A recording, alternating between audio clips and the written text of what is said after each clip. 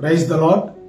యేసుకు స్తుతి కీర్తన Christian gospel music ministries తరపున మీకందరికీ శుభాభివందనాలు తెలియజేస్తూ ఉన్నాను. దేవుని వాక్యాన్ని చదువుకొని కొన్ని నిమిషాలు ధ్యానం చేసుకుందాం.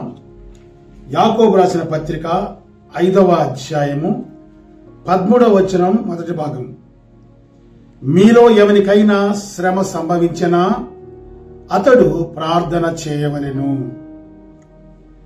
ప్రియమైన విశ్వాసులారా, ప్రభువైన యేసుక్రీస్తు నామములో మరొకసారి మీకు అందరికీ శుభములు తెలియజేస్తూ ఉన్నాను. యాకోబు భక్తుడు ఆయా దేశాల్లో చెదిరిపోయి ఉన్న 12 గోత్రముల వారికి ఈ లేఖ రాస్తున్నట్టుగా మన బైబిల్ గ్రంథం చెప్తూ ఉంది. గమనించండి, మీలో ఎవరికైనా శ్రమ సంభవించిన ఎడల వాడు ప్రార్థన చేయవలెను అని స్పష్టంగా వ్రాస్తున్నాడు. నిజమే, ఈ లోకంలో క్రైస్తవ విశ్వాసులుగా మనకు శ్రమ సంభవిస్తే సహజంగా మనం కూడా ప్రార్థన చేస్తాం. అనేక మందికి మన శ్రమల గురించి చెప్పి మన కొరకు ప్రార్థన చేయమని చెప్తూ ఉంటాం. గమనించండి, బైబిల్ గ్రంథం అనేక మంది భక్తులు తమ శ్రమలో వారు దేవుణ్ణి ప్రార్థించినట్టుగా బైబిల్ గ్రంథంలో చరిత్రక ఆధారాలు ఉన్నాయి. ఆ శ్రమలో నుంచి వారు విడుదల పొందినట్టుగా కూడా మరి దేవుని యొక్క వాక్యం ద్వారా మనకు స్పష్టంగా తెలియజేయబడుతుంది. చూద్దాం ఒక చరిత్ర. మరి ఊజు దేశమందు యోబు అని ఒక భక్తుడు ఉన్నాడు. ఆయన గురించి ఈ చరిత్ర మనకు అందరికీ తెలుసు.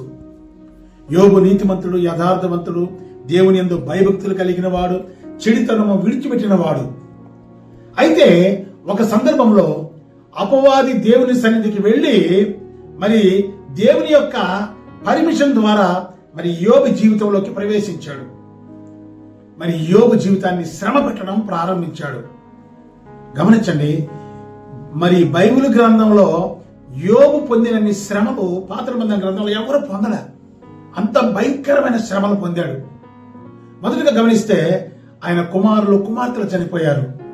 ఆయనకున్న గొర్రెలు, ఒంటెలు, గాడిదలు, పశువులు అన్నీ పోయాయి. తనకున్న అనేక మంది పనివారు పోయారు. వీరందరూ పోయినాయి. అయినప్పటికీ గమనించండి, అతని శరీరాన్ని సాతాను ఒత్తితే అరికాలు నుంచి నడి నెత్తి వరకు బాధ కలిగించే కురుపులు వచ్చాయంట. ఆ బాధ కలిగించే కురుపుల నుంచి ఆయన ఉపశమనం పొందడానికి చిల్ల పెంకు తీసుకుని బూడిదలో కూర్చొని మరి గీరుకుంటూ ఉన్న పరిస్థితి. ఇక్కడ మనం గమనించాల్సిన గొప్ప విశ్వాసం ఏంటంటే, అంతటి బాధలో కూడా ఆయన దేవుణ్ణి విడిచిపెట్టల. శ్రమను భరిస్తున్నాడు, శ్రమను సహిస్తున్నాడు. ఆయన ఎట్టి పరిస్థితుల్లో దేవునికి వ్యతిరేకంగా మాట్లాడటంలా చివరకు ఆయన భార్య వచ్చి, నీవు ఇంకా యథార్థతను విడిచిపెట్టవా, దేవుణ్ణి ఒకసారి దూషించి మరణము కమ్మని చెప్పినప్పటికీ కూడా ఆయన పలుకుతున్న మాట, యెహోవా వలన మనం మేలే అనుభవిస్తామా? కీడును కూడా మనం అనుభవించాలి కదా. యెహోవా ఇచ్చెను, యెహోవా తీసుకొనెను, యెహోవా నామం స్తోత్రం కలుగును గాక అని మరి యోబు పలికిన అద్భుతమైన మాట మనకు అందరికీ తెలుసు. అయితే మనసుకి 2వ అధ్యాయంకి వచ్చినప్పుడు యోబు ఏం చేస్తాడంటే, ఆయన శపించడం ప్రారంభించుకుంటాడు. ఆయన పుట్టిన దినాన్ని శపిస్తాడు. ఒక పసివాడు తెల్లవారుజామున పుట్టినాడు అని మాట వినబడకపోవును గాక, తన గర్భమున తల్లి గర్భమున అతను రూపింపబడకపోవును గాక అని రకరకాలుగా తన గురించి తానే శపించుకుంటాడు. అయితే దీనిని గమనించిన తన మిత్రులు, 3 మిత్రులు ఉన్నారు ఆయనకి, ఎలీఫజు, జోఫరు, బిల్దదు. వీరు 3 ఆయన చూడడానికి వచ్చి ఆయన్ని గుర్తించలేక ఆయన దూరంగా పడుంటే ఆయన స్థితిని చూచి, ఆయన బాధను చూచి ఆయనతో మాట్లాడక వాళ్ళు కూడా ఏడుస్తూ ఆడే కూర్చునేసారంట దూరంగా. అయితే ఒకానొక సమయంలో ఆయన తనను తాను శపించుకుంటూ ఉన్నాడు. మనం ఇది గమనించాలి. మనం శపించుకోకూడదు, మనం ఇతరులను శపించకూడదు. యోబు గ్రంథం 4వ అధ్యాయంలో ఆయన మరి 5వ వచనం అంటాడు, అయితే ఇప్పుడు నీకు శ్రమ కలుగగా నీవు దుఃఖాక్రాంతుడవైతివి. నీకు శ్రమ కలిగి నువ్వు దుఃఖాక్రాంతుడైతున్నావు, ఇది నీకు తగలగా కలవరపడుచున్నావే అంటూ నీవు ఎంతమందికి ధైర్యాన్ని ఇచ్చావయ్యా, ఎన్ని బలహీనమైన మోకాళ్ళను బలంనిచ్చావయ్యా. ఎంతమందిని ప్రార్థనా జీవితంలో నింపావయ్యా. ఇంత చేస్తున్నా నీవు బలహీన పడకూడదు. ఇక్కడ మనం గమనించాల్సింది, మన సంఘంలో, మన కుటుంబంలో, మన పొరుగు వారిలో ఎవరైనా మరి శ్రమలో ఉన్నప్పుడు వారిని మనం ఆదరించాలి.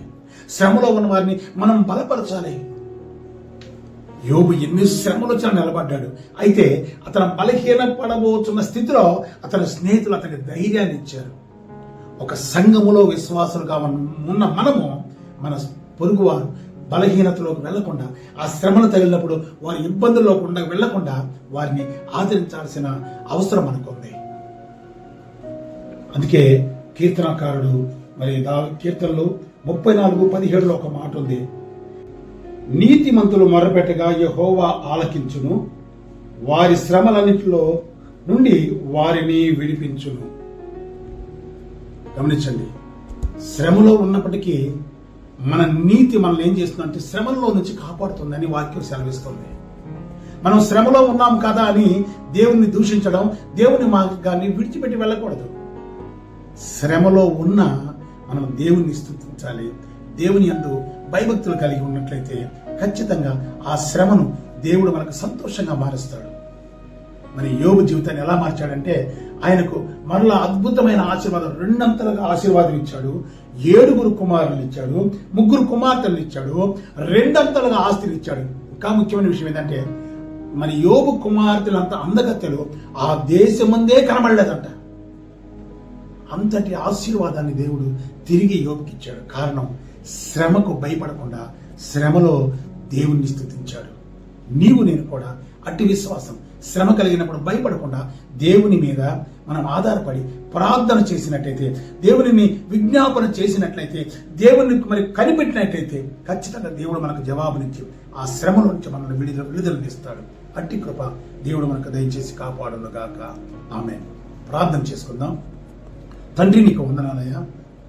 మీలో ఎవరికైనా శ్రమ సంభవించిన వాళ్ళకు ప్రార్థన చేయవాలని సెలవిచ్చిన తండ్రి, నీకు వందనాలు అయా. మాకు కలిగిన శ్రమలో మేము ప్రార్థన చేస్తే విడుదల పొందుతామని యోబు చరిత్ర ద్వారా మేము తెలుసుకున్నామయ్యా. అటు కృప మాకు దయచండి. శ్రమ కలిగినప్పుడు మేము భయపడక నీ యందు విశ్వాసంతో ప్రార్థన అనుభవం ద్వారా ఆ శ్రమను జయించడానికి మీ పరిశుద్ధాత్మ సహాయమును దయచేయమని యేసు నామములో ప్రార్థించి వేడుకొనుచున్నాము తండ్రి. ఆమేన్.